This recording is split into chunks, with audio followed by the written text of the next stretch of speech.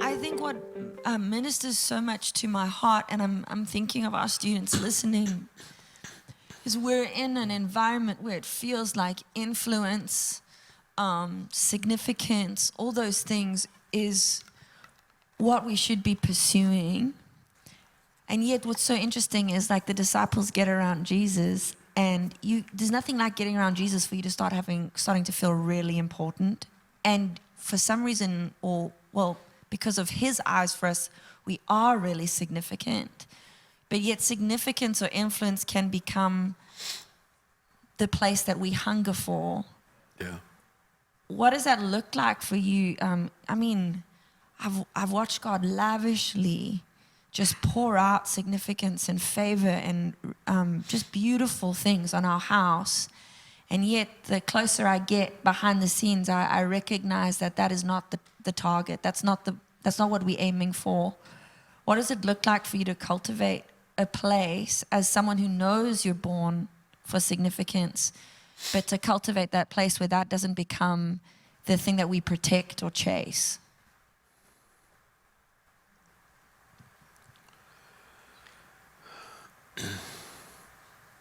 You know, it's strange to put it this way, but it's almost impossible to find your significance if you don't first find your insignificance.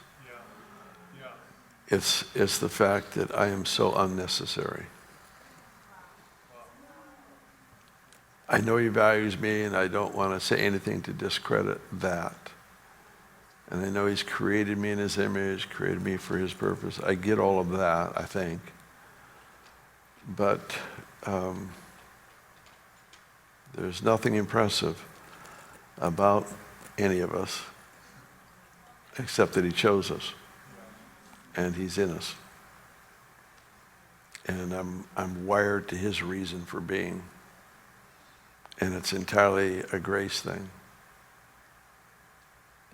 I could have fought it. Certainly I can mess it up. I can defile it.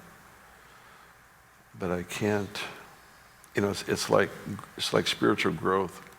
You can't make yourself grow faster. You can slow it down. Wow. But you can't speed it up. And what he has intended to do in us and through us just requires a yes. And the significance is in the one who called me. And if I ever forget that, then I will have some interesting experiences that will remind me. Yeah, you know, it's like Matthew 6:33. Seek first the kingdom of God and his righteousness.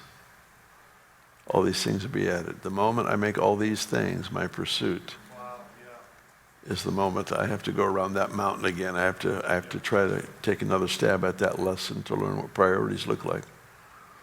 Because that's the enticing thing about the reward of the Lord, is the reward of the Lord can become the focus. And anytime they become the focus, they're no longer the reward. That entitlement comes. I declare that's mine. I lay hold of, I do whatever, and there's this entitlement thing that creeps up in the hearts of believers who have caught a glimpse of their significance but have forgotten to see his significance. Wow. And in that journey, it's like I want to display his greatness by me becoming significant. That's nauseating. That's nauseating. It's if he puts you up front and uses you in a influential, glorious type manner, hold on to it lightly. Because it never has been about us. So I don't know how to better answer that. It's the journey, you know, it's the journey I'm on. I just wrote a book on significance. I believe in it so much. But the significance is to resource me to resource others. That's the point.